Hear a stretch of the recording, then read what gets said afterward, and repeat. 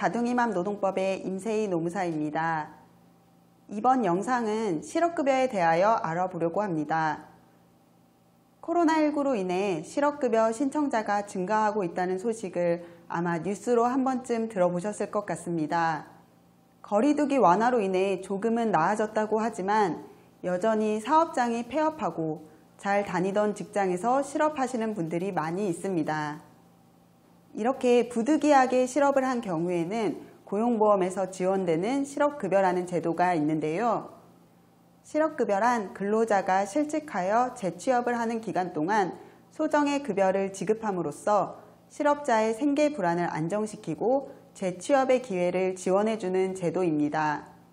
그렇다면 실업급여를 지급받을 수 있는 조건은 무엇인지, 실업급여액은 얼마인지, 그리고 어떻게 산정해서 받는 것인지를 알아보겠습니다. 그리고 마지막에 실업급여 부정수급에 대한 부분도 알아보겠습니다. 먼저 실업급여란 무엇인지 알아보겠습니다. 실업급여란 고용보험에 가입한 근로자가 실직하여 재취업 활동을 하는 기간에 소정급여를 지급함으로써 실업으로 인한 생계 불안을 극복하고 생활의 안정을 도와주며 재취업의 기회를 지원해주는 제도입니다. 다음으로 실업급여를 지급받기 위한 조건을 알아보겠습니다. 첫째로 실업급여는 이직, 실업일 이전 18개월 동안 고용보험에 가입한 기간이 180일 이상이 되어야 합니다. 둘째로 근로의 의사와 능력이 있음에도 불구하고 취업하지 못한 상태여야 합니다. 셋째로 재취업을 위한 노력을 적극적으로 해야 합니다. 넷째, 이직 사유가 권고사직이나 계약기간 만료, 해고와 같이 비자발적인 사유여야 합니다. 실업급여를 받기 위한 조건은 위의 4가지 요건을 모두 충족해야 합니다. 이 중 4번째 요건이 비자발적인 사유로 이직해야 된다고 말씀드렸는데요.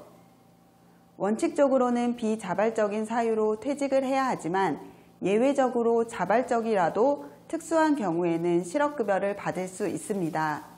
고용보험법 시행규칙 제101조 제2항 별표 2에 그 사유들이 쭉 나열되어 있는데요.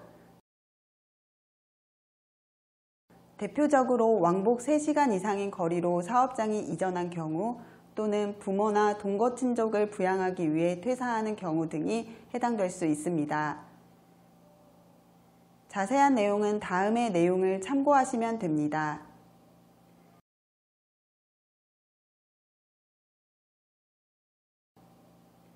즉, 개인 사유로 인해 본인이 스스로 사직서를 내고 퇴사하는 자발적 퇴사의 경우에는 실업급여를 받을 수 없고 고용보험에 가입한 기간이 180일 미만인 경우에도 실업급여를 받을 수 없습니다.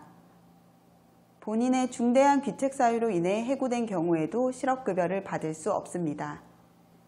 방금 설명드린 실업급여 지급 사유에 충족한다면 내가 얼마의 실업급여를 얼마의 기간 동안 받을지가 궁금하실 겁니다. 실업급여로 지급되는 지급액은 퇴직 전 평균임금의 60% 곱하기 소정급여 일수를 하면 됩니다. 평균임금에는 상한액과 하한액이 정해져 있는데요. 상한액은 1일에 66,000원이고 하한액은 최저임금의 80% 곱하기 1일 소정근로시간 8시간을 한 금액이 됩니다. 2022년 최저임금 9,160원을 기준으로 하한액을 산정해보면 58,624원이 됩니다. 하한액에 미달하거나 상한액을 초과하더라도 58,624원에서 66,000원의 금액을 기준으로 실업급여가 지급된다는 점 알고 계시기 바랍니다. 이렇게 정해진 평균임금에 소정급여 일수를 곱해주면 되는데요. 소정급여 일수는 퇴직 당시의 만 나이, 고용보험에 가입되어 있는 기간에 따라서 다음 표와 같이 다르게 적용됩니다. 예를 들어 만 40세에 해당하는 분이 약 18개월 근무한 후에 계약기간 만료로 인해 실업한 경우라면 위의 표를 기준으로 할 때 50세 미만에 해당하고 가입기간이 1년 이상 3년 미만이 되므로 150일 동안의 실업급여를 수급받을 수 있습니다. 고용보험 사이트에 들어가면 실업급여 모의 계산할 수 있는 기능이 있는데요.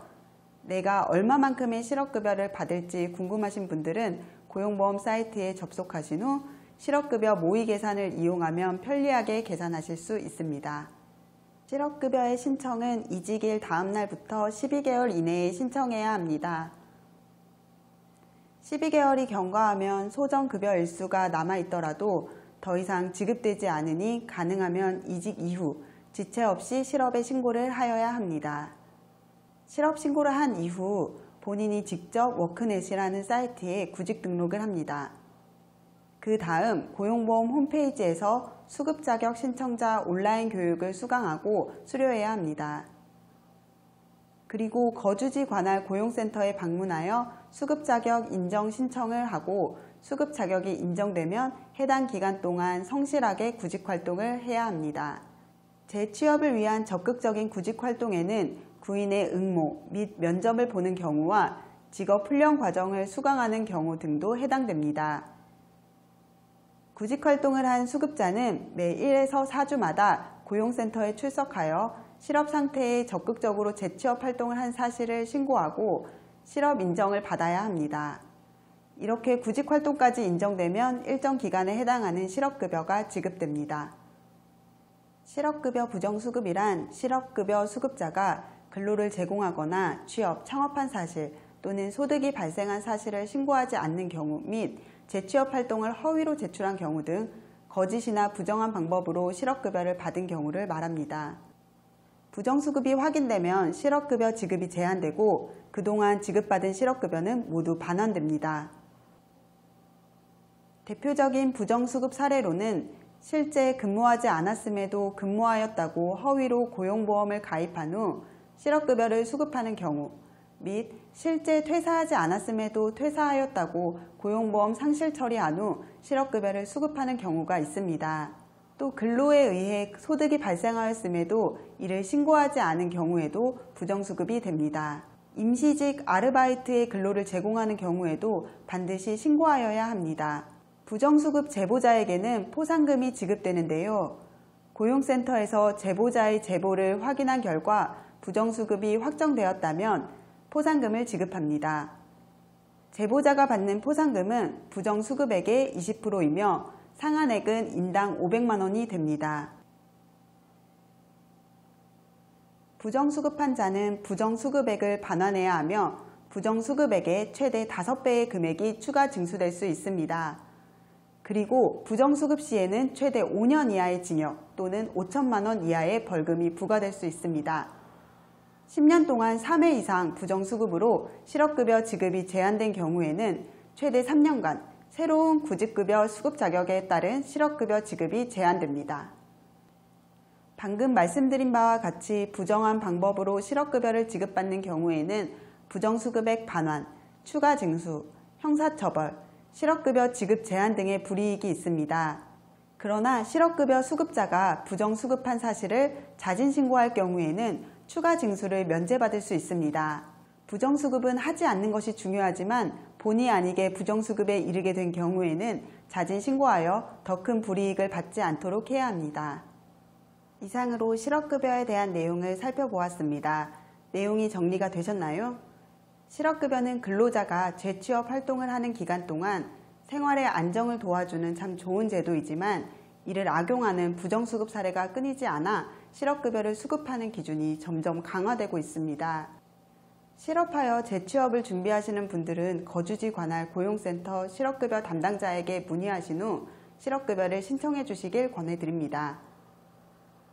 이 영상이 실업급여를 신청하시려는 분들께 도움이 되길 바랍니다. 감사합니다.